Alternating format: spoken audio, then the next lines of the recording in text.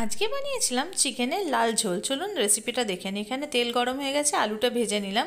কড়াইয়ে আরেকটু তেল দিলাম, এবার এর মধ্যে চিনি দিয়ে ভালো করে নেড়ে নেবো। নাড়তে হবে, নাহলে কিন্তু চিনিটা ঢেলা হয়ে যাবে। গোটা গরম মশলা আর তেজপাতা দিয়ে দিলাম।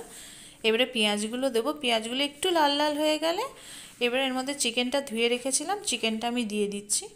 চিকেনটা দিয়ে ভালো করে নাড়াচাড়া করতে হবে। চিকেনের কালারটা যখন চেঞ্জ হয়ে যাবে, দেখুন কালারটা চেঞ্জ হয়ে এসছে, এবার আমি এর মধ্যে একে একে মশলাগুলোকে দিয়ে দেবো। এর মধ্যে আমি আদা রসুনের পেস্টটা দিলাম, এটাকে নিয়ে ভালো করে নাড়াচাড়া করে নেবো যাতে আদা রসুনের পেস্টের গন্ধটা চলে যায়।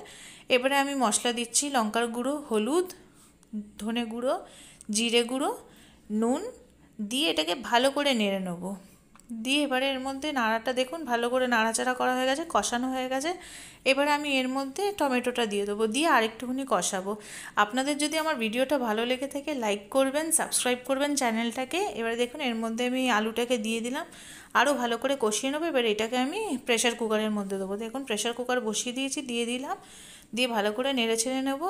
এবার যেই কড়াইয়ের মধ্যে করেছিলাম তার মধ্যে একটু জল দিয়ে গরম করে নেবো। গরম জলটা আমি এই মাংসে দেবো। গরম জল হয়ে গেছে, মাংসের মধ্যে দিয়ে দিলাম। এবার এর মধ্যে আমি গরম মশলা দেবো, দিয়ে প্রেশার কুকারের ঢাকনাটাকে নেড়ে ছেড়ে নিয়ে প্রেশার কুকারের ঢাকনা লাগিয়ে দিলাম। একটা সিটি হবে, দিয়ে প্রেশার কুকারটাকে ওইভাবে বন্ধ করে রেখে দেবো। দেখুন হয়ে গেছে।